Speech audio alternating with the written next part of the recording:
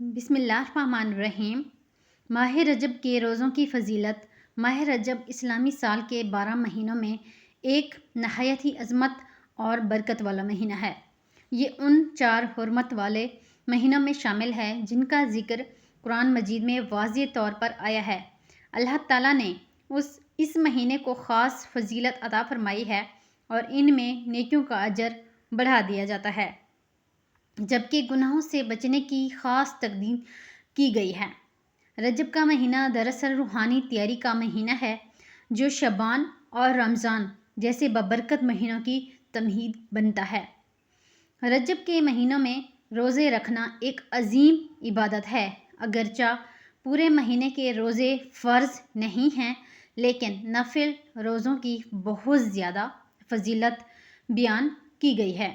نبی کریم صلی اللہ علیہ وسلم سے مختلف روایات میں رجب کے روزوں کی ترغیب ملتی ہے۔ صحابہ کرام رضی اللہ عنہم بھی اس مہینے میں روزے رکھنے کا خاص اہتمام کیا کرتے تھے۔ حدیث مبارکہ کے مطابق نبی اکرم صلی اللہ علیہ وسلم نے فرمایا، حرمت والے مہینوں میں روزے رکھو اور چھوڑ بھی دو۔ اس حدیث سے معلوم ہوتا ہے کہ رجب جیسے حرمت والے مہینے میں روزے رکھنا باعث اجر و ثواب ہے، اگرچہ اسے فرض یا لازم نہیں کیا گیا۔ رجب کے روزوں کی سب سے بڑی فضیلت یہ ہے کہ یہ انسان کو تقوی اور پرہیزگاری کی طرف لے جاتے ہیں۔ روزہ نفس کو قابو میں رکھنا، خواہشات کو کم کرنا اور اللہ تعالیٰ کی رضا حاصل کرنے کا بہترین ذریعہ ہے۔ جب بندہ بھوک اور پیاس کے ذریعے اپنے نفس کو جھکاتا ہے تو اس کا دل نرم ہوتا ہے اور وہ اللہ کے قریب ہو جاتا ہے۔ بعض روایات میں یہ آیا ہے کہ رجب کے ایک دن کا روزہ جہنم کے دروازوں کو بند کرنے کا سبب بنتا ہے، اور ایک روایت میں ہے کہ 7 دن کے روزے جہنم کے 7 دروازے بند کر دیتے ہیں۔ اگرچہ بعض روایت میں صنعت کے اعتبار سے ضعیف ہیں، لیکن علماء نے فضائل اعمال میں ان پر عمل کی اجازت دی ہے، بشرطیہ انہیں قطعی اور لازم نہ سمجھا جائے۔ رجب کے روزے گناہوں کی معافی کا ذریعہ بھی بنتے ہیں۔ یہ مہینہ توبہ استغفار کا بہترین وقت ہے۔ جو شخص اخلاص کے ساتھ روزے رکھتا ہے، گناہوں سے بچتا ہے اور اللہ کے حضور جھکتا ہے، اللہ تعالیٰ اس کے پچھلے گناہوں کو معاف فرما دیتا ہے اور اس کے درجات بلند کر دیتا ہے۔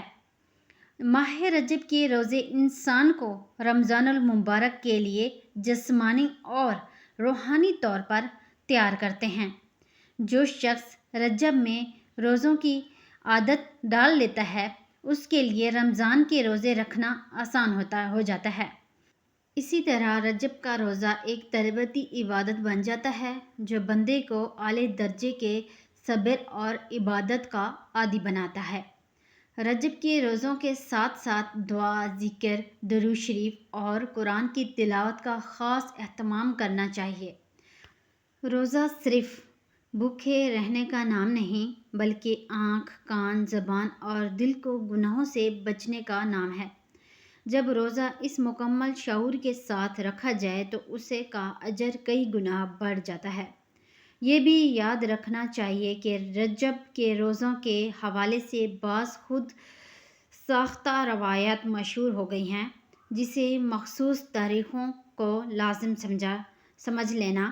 شریعت میں ایسی کوئی پابندی نہیں، اس لیے ہمیں اعتدال اور سنت کے مطابق عمل کرنا چاہیے۔ جتنا ممکن ہو نفل روزے رکھیں، لیکن کسی دن یا تعداد کو فرض یا لازم نہ سمجھیں۔